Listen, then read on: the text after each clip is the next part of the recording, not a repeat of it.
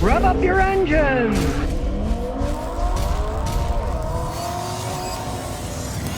Well, I just watched an interesting video. It showed masses of F-150 pickups at a Michigan speedway. There's the picture there. Turns out they've been storing a whole bunch of them there, and the locals are like, whoa, we haven't seen this before. Now, hundreds, if not thousands, of F-150 and F-150 Lightning pickups were stashed at Ford's Dearborn test track. Now, Ford, of course, doesn't want to talk much about it, and they're kind of insinuating, well, we're doing quality control tests of these blah, blah, blah, right? Isn't that what you do in the factory? You build them right and test them before they go out of the factory, right? Well, Ford has had so many problems since they've led the nation the last 3 years in a row, and it looks like they're going to lead them in 2024, too, with most recalled vehicles, that I guess their solution is build them, then stick them in a field somewhere, and then, oh, we'll get some quality control guys to look at them. What an asinine way to make and sell vehicles. Now, understand one thing. It's not like they're selling them cheap. Guy came over here the other day, and he had bought a used Dodge Ram with like 65,000 miles on it for 25 grand. I was checking it out, and I said, I'm not really a fan of Rams. Why'd you buy a Ram? He said, well, you know, yesterday I went to the Ford dealer. I wanted to get a loaded new F-150. They wanted 81,000, so I thought, I'll get a used Ram that's loaded for a lot less. And he did. I checked it out. It was okay shape. I'm not a fan of Ram, but I checked it out. Wasn't anything wrong with it yet, right? How they think people are going to be paying 81 grand for vehicles that aren't even built that well is beyond me. Now, seeing this was a real surprise to the local residents. What are all those trucks doing there? That reminds me of my neighbor here does a lot of bass fishing. He was in a tournament and he went up to Michigan and he saw all these Jeeps were parked all around these lakes. They had just put them there. And no one ever explained why all these new Jeeps were parked on the road around these lakes, but there they were. Now, Ford does admit, as they said, this is part of our process of completing quality control. Well, that's one heck of a way. Why don't you do it in the factory, you know? Now, well, we'll park them out there, out in the open, right? That's why people are getting these vehicles, and they're coated with rust underneath. Now, it's superficial rust, but it's kind of bad. You buy a new truck, and it's all coated with rust on the bottom, because they're just parking them outside and leaving them there in the weather in Michigan where it snows, where it rains, right? Ford, you could think of a better way of doing things than this, really? Talk about a stopgap measure doing anything. Now, here's some advice from a man in Canada. That's very good advice. Roland Singh says, thank you, Scotty. My neighbor, an elderly lady, was ready to tow her Honda Fit to the Honda dealer because the car wouldn't start. So I said, when was the last time you started the car? She said it was a couple weeks ago. I showed her something. I said, give me your key fob. I pushed lock the door with the key fob. Then I pushed unlock the door with the key fob. Then handed it to her. She went in the car, pushed it, and it started right up. She was stunned. You might do that if you don't drive your car much and you get locked up. The computer system sometimes will think, oh, that's not the right key because it's been sitting there so long, they start to get a little squirrely. If you just walk up and push lock, okay, automatic, you'll hear the click, click. Now, the computer knows it got the right signal to lock the car. Then you push the button that says unlock, because these are keyless systems, right? And then you'll hear click, click, and it'll open up. Now the computer has reset itself and it knows the correct fob is there. It unlocked the door. Then when you get in, it'll start up. So if you ever get stuck in an airport or something, your car's been sitting there a while, get your fob before you do anything, push the lock button, let it make a noise.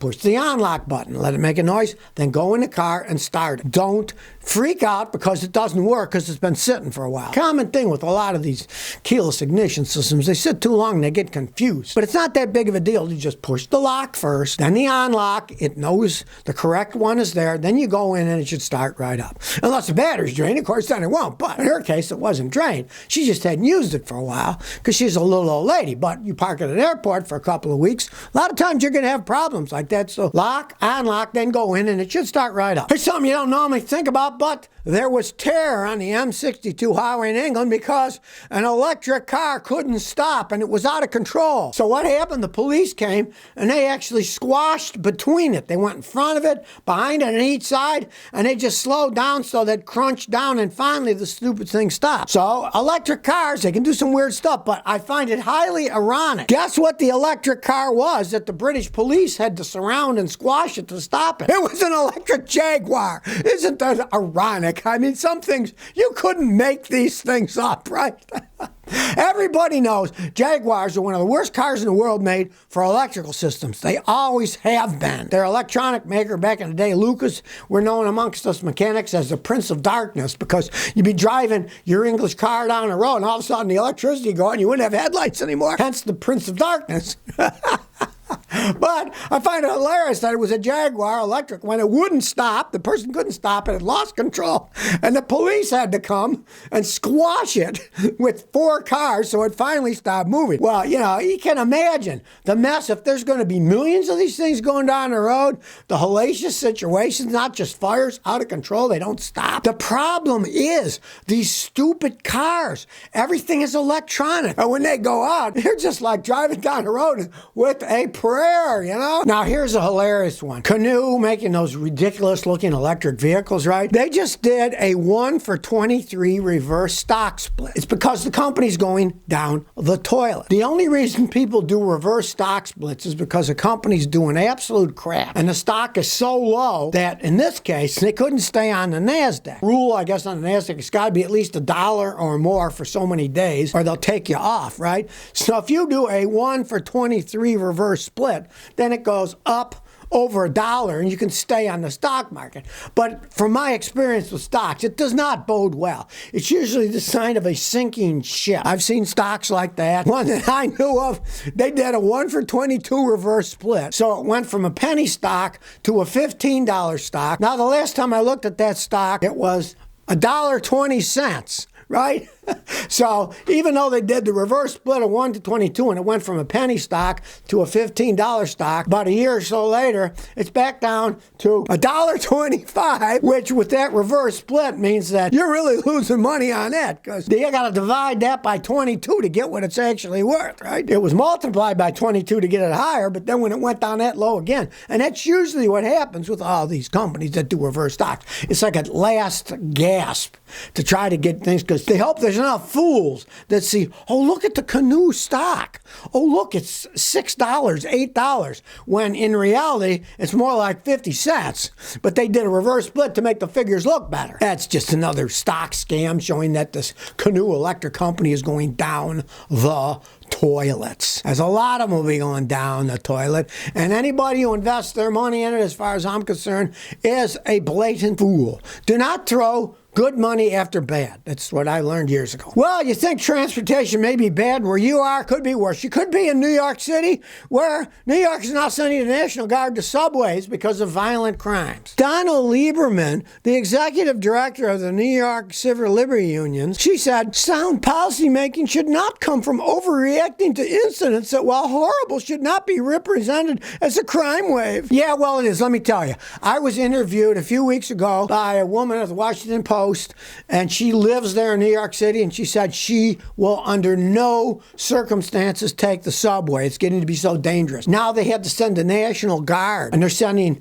troopers too, I guess, and they say they're only going to check for weapons. They're going to, screen people. Well, let me tell you something. How the heck are you going to screen the New York subway? I just did a little research. On an average day, there's 5 million people riding the subway. There is no freaking way that they can check 5 million people a day going on and off the subway. Their lines would be going out. They'd never be able to fill the subways out. They'd be waiting to be checked out, right? Kind of a stopgap thing. But I find it hilarious that, of course, the Civil Liberty Union people, oh, it's not that bad. It's not that. You tell that to the people that are getting beat up and mugged and robbed and everything on the subways, right?